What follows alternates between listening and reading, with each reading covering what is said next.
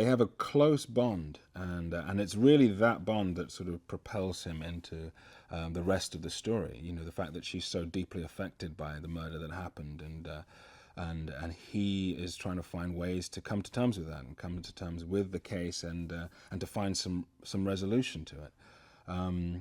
They are a unit when he's here, and it's sort of a testament to their affection for each other that he can never let it go, and that it becomes a total obsession to him. He knows he's onto something, and it's really trying to find out what it is and who's to blame and what the full ramifications are for what happened. I was thrilled when she came on to play Jess. I just knew that it was going to be a really exciting dynamic,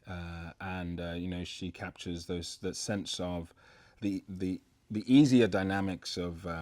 friendship and camaraderie are so available to her, and then the really complicated dramatic dynamics are also so accessible to her as an actress, and so she really plays the balance of those two things so well. She's beautiful and talented and gracious, and just is really able to exude all of the kind of intelligence as well, and that Ray sort of finds so fascinating, and also a little untouchable, and his obsession with her is so easy to access because Nicole has all those things herself.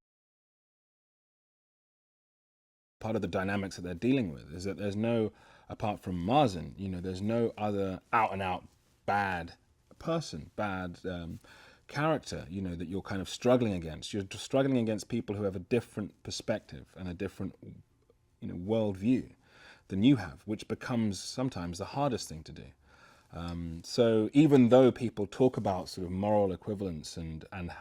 where they're right and where others are wrong, in the end, it's much grayer, and I think the film deals with that in a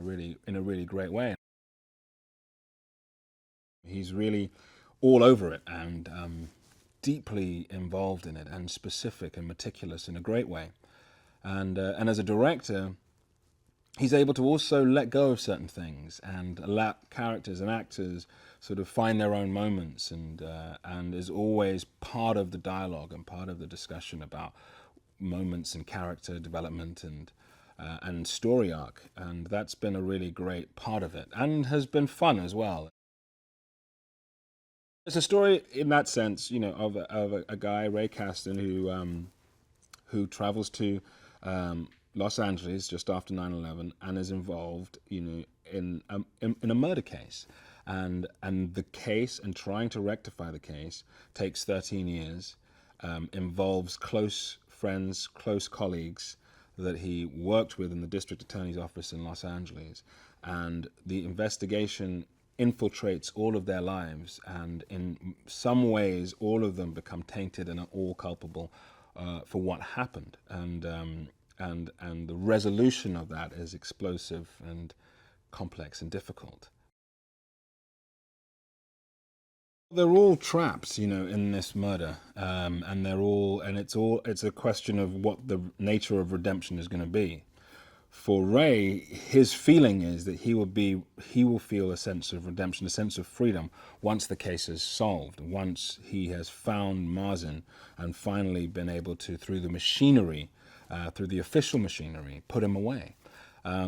To Jess, that makes no sense, in a sense that it's that she knows that because of the nature of how slippery it is within this circumstance, it's that kind of justice is never going to be found.